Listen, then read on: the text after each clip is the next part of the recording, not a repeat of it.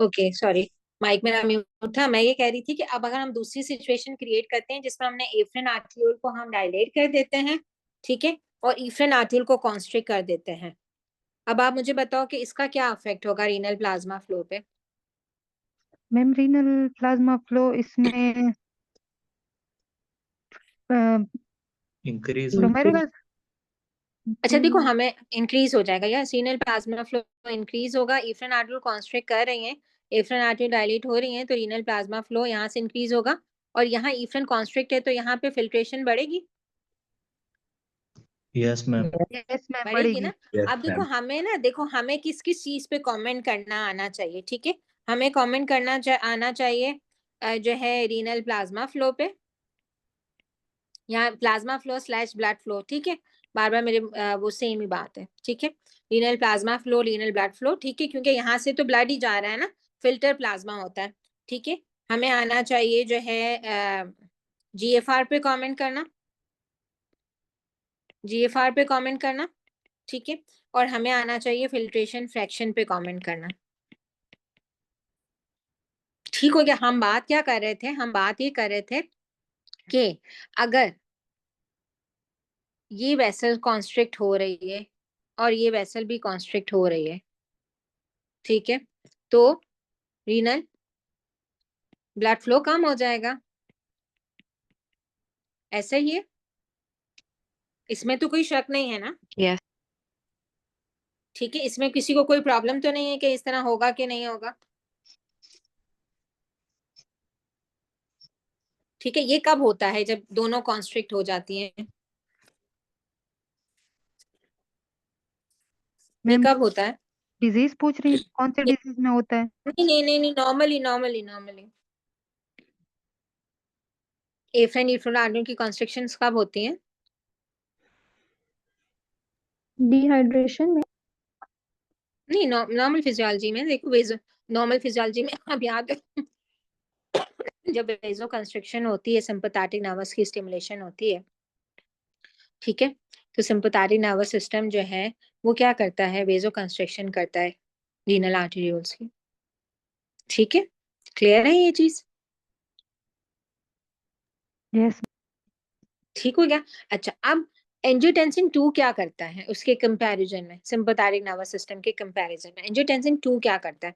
क्योंकि देखो हमारे पास सारी ड्रग्स हैं, एसी इनहिबिटर्स हम देते हैं, हम एज एंटी हाइपरटेंसिव भी देते हैं, डायबिटिक नेफ्रोपैथी में भी हम एसी इनहिबिटर्स को as a initial treatment use कर रहे होते हैं। पता है ना, नेफ्रो जब प्रोटीनूरिया शुरू हो जाता है तो हम डायबिटिक नेफ्रोपैथी में एसी इनहिबिटर्स देते हैं अनलेस के रीनल फेलियर ना हो या बहुत ज्यादा जीएफआर कम ना हो। पता है ना, एज एडजुवेंट हम देते हैं ना एसी इनहिबिटर्स।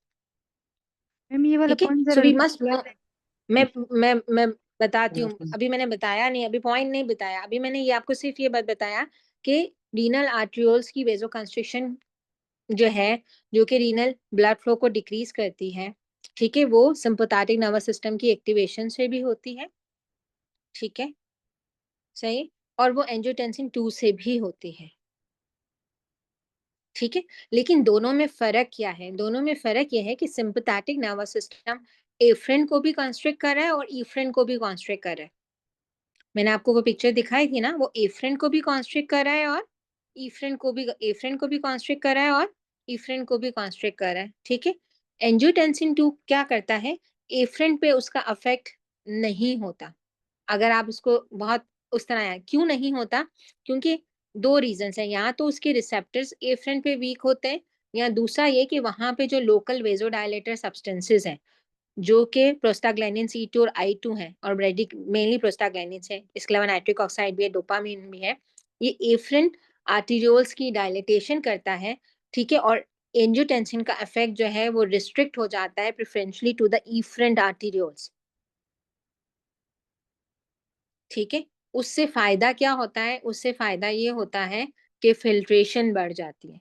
एंजियोटेंसिन 2 कब रिलीज होता है, एंजियोटेंसिन 2 उस वक्त रिलीज होता है जब किडनी ये फील करती है कि जो है किडनी के पास फिल्ट्रेशन कम हो गई है, तो मैक्यूला डेंसा उसको सेंस करता है। ठीक है, और वो सेंस करने के बाद रेनिन रिलीज करता है, और रेनिन एंजियोटेंसिन की एक्टिवेशन करवाता है, जिससे एंजियोटेंसिन जो है वो जो है अपना काम करते हैं। आपको क्या याद रखना है एट दिस पॉइंट, ठीक है, जब हम इस कॉन्सेप्ट को बिल्ड कर रहे हैं कि सिंपैथेटिक नर्वस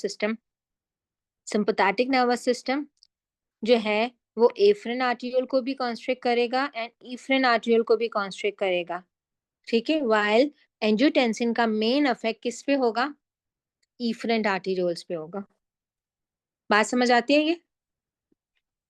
यस मैम। ये बात समझ अब जब उसका इफेक्ट इफ्रेंट आर्टियोल्स पे होगा तो वो क्या करेगा, हम एंजियोटेंसिन 2 का इफेक्ट समझने की कोशिश कर रहे हैं, ठीक है। अगर वो जो है अगर देखो अब यहाँ पे थोड़ी वेजोडाइलेशन हो जाएगी लोकल वेजोडाइलेटर्स की वजह से, ठीक हो गया, और ये कॉन्स्ट्रिक्ट हो जाएंगे। अब क्या होगा, फिल्ट्रेशन फ्रैक्शन बढ़ेगा, यस मैम। बढ़ेगा ना, ठीक है। जीएफआर को वो बढ़ाने की कोशिश करेगा, बेसिकली वो बढ़ाता नहीं है, वो उसको मेंटेन करता है, ठीक है, जो कम हुआ होता है उसको मेंटेन कर रहा होता है, ठीक है। समझ आती है बात? मैम ये वाला पॉइंट जरा रिपीट कर दें, फिल्ट्रेशन फ्रैक्शन। मैं अभी जो फिल्ट्रेशन फ्रैक्शन क्यों बढ़ेगा, अच्छा फिल्ट्रेशन फ्रैक्शन तो मैंने बताया नहीं कि होता है क्या। अच्छा अभी आपको ये कॉन्सेप्ट समझ में आया कि फिल्ट्रेशन बढ़ेगी, फ्रैक्शन छोड़ दो, अभी फिल्ट्रेशन बढ़ेगी, ये समझ आया। जब ये कॉन्स्ट्रिक्ट होगा और ये नहीं कॉन्स्ट्रिक्ट होगा तो ये फिल्ट्रेशन बढ़ेगी, ये बात समझ आई ना। ये किसका इफेक्ट है, एंजियोटेंसिन ये किस एंजियोटेंसिन 2 का, ठीक है। और यहाँ पे क्यों अफेक्ट नहीं कर रहा है एंजियोटेंसिन 2, क्योंकि यहाँ पे वेजोडाइलेटर्स इसके इफेक्ट को नलिफाई कर देते हैं। कौन से वेजोडाइलेटर्स, प्रोस्टाग्लैंडिन्स, ठीक है, मेनली। क्लियर है, ये याद रहेगा, ठीक हो गया, सही। अब हम इसको थोड़ा डिटेल में करेंगे क्योंकि एमसीक्यूज में ये हमें थोड़ा डिटेल में आता है। अच्छा जी, मैम एंजियोटेंसिन 2 सिर्फ एफिरेंट को कंस्ट्रिक्ट करेगा।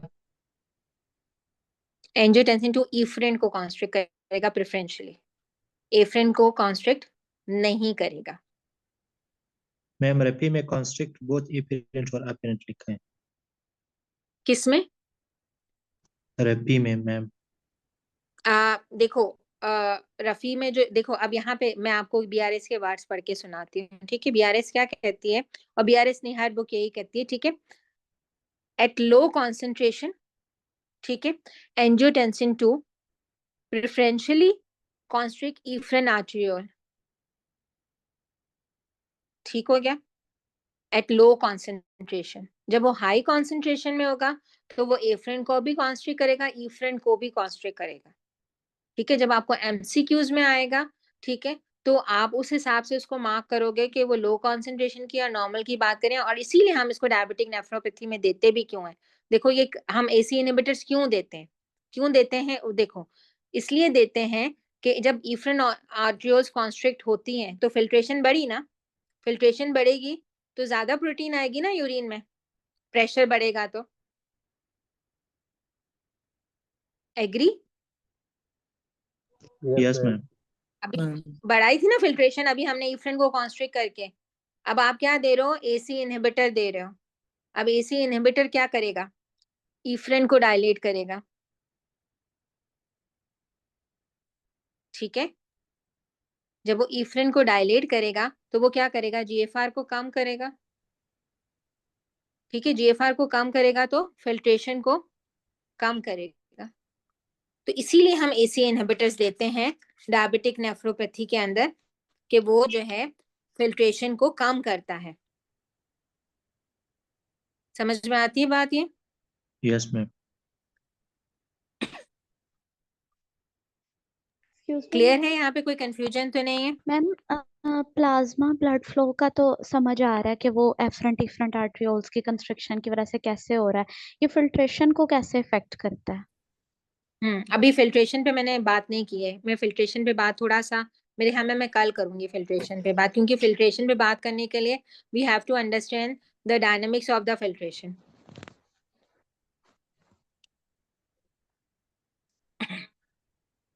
ठीक है।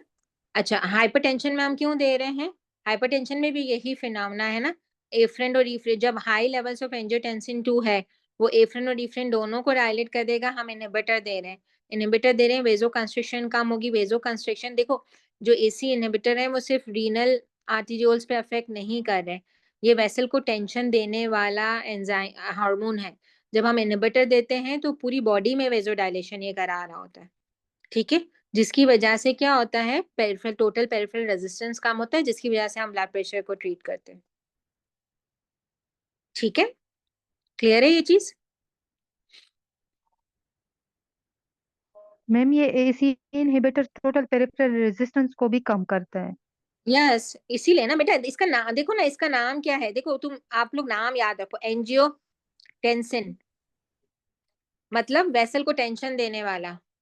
एंजियोटेंसिन ना वेसल को टेंशन देने वाला, ठीक है। Angiotensin converting enzyme, AC inhibitor, यानी उसके टेंशन को खत्म करने वाले एंजाइम्स,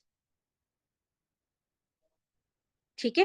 फिर हम चाहे एआरबी दे रहे हो चाहे एसी इनहिबिटर्स दे रहे हो, ठीक है। एआरबी देंगे, कब देंगे एआरबी? अगर कफ हो रही होगी एसी इनहिबिटर से तो हम एआरबी देंगे, ठीक है, सही। लेकिन एक चीज और भी यहाँ पे हम यहाँ पे एक चीज मैं आपको और भी बात बताऊं कि जो है हम एसी इनहिबिटर से एआरबी में सिर्फ उस वक्त आते हैं जब कॉफ इज द साइड इफेक्ट। अगर जो है एसी इनहिबिटर जो है वो हाइपरकेलीमिया भी करते हैं, है ना, करेंगे ना हाइपरकेलीमिया। Yes, ma'am. और हाइपरकेलीमिया अगर किसी में डेवलप हो जाए तो it's a very dangerous side effect of AC inhibitor, ठीक है, क्योंकि हाइपरकेलीमिया डेंजरस होता है, ठीक है। सो हाइपरकेलीमिया अगर हो रहा हो एसी इनहिबिटर से तो उसको नहीं रिप्लेस करेंगे एआरबी से, वो एआरबी भी हाइपरकेलीमिया ही करेगा, ठीक है। लेकिन अगर एसी इनहिबिटर से कफ हो रही है तो उसको हम एआरबी से रिप्लेस कर सकते हैं। क्लियर है? मैम मैम हम्म, की जो है वो मतलब वेजो डायलेशन करवाते हैं, मतलब कॉन्स्ट्रिक्शन को खत्म करते हैं, तभी जो है फ्लूइड जो होता है वो क्लियर हो जाता है और जीएफआर भी क्लियरेंस हो जाती एसी इनहिबिटर्स की बात कर रहे हो?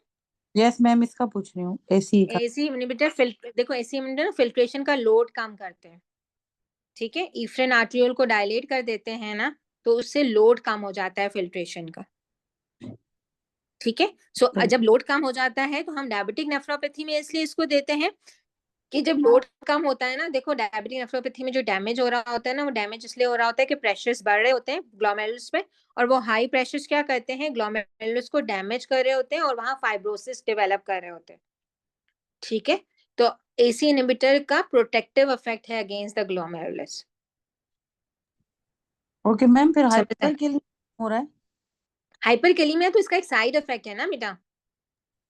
मैम क्यों हाइपरकेलेमिया इसलिए होता है क्योंकि हाइपर ये एल्डोस्टेरोन, एंजियोटेंसिन बेटा एंजियोटेंसिन एल्डोस्टेरोन, 2 को कम है। बेटा देखो ना, मैम वो आपका हाइपर, देखो मेरी बात सुनो, हाइपरकेलीमिया क्यों हो रहा है, देखो ये सिस्टम है रेनिन एंजियोटेंसिन एल्डोस्टेरोन सिस्टम, ठीक है। एल्डोस्टेरोन वैसे क्या करता है, हाइपोकेलीमिया, ठीक है। जब आपने एंजियोटेंसिन ब्लॉक कर दिया तो अल्टीमेटली वो एल्डोस्टेरोन को भी कम करेगा, क्योंकि एंजियोटेंसिन ही एल्डोस्टेरोन को एक्टिवेट कर रहा है ना। समझ आती है बात? Yes ma'am. Yes, ma'am. तो फिर एल्डोस्टेरोन नहीं होगा तो उसका उल्टा इफेक्ट हाइपरकेलीमिया होगा ना।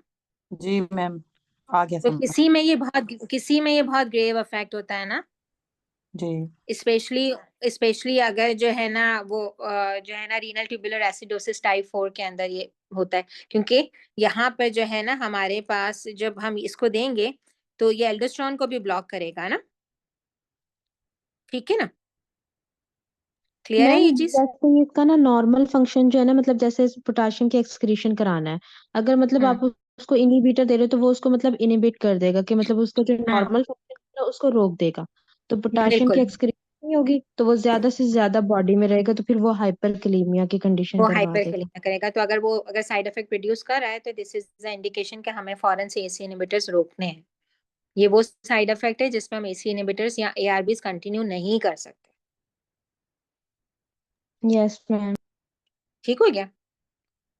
Yes ma'am. मैम ये एएनपी वाला भी जी बता दें मैम। जो लास्ट पॉइंट है, एट्रियल नाइट्रोरेटिक पेप्टाइड जो इसमें लिखा हुआ। एट्रियल नाइट्रोरेटिक पेप्टाइड कहाँ से रिलीज होता है? इसको बीएनपी भी कहते हैं, ठीक है ना। ये एट्रिया से रिलीज होता है जब एट्रिया पे स्ट्रेच ज्यादा पड़ती है, एट्रिया मींस हार्ट से, ठीक है। ये हम वहां पे भी डिस्कस करेंगे, ठीक है।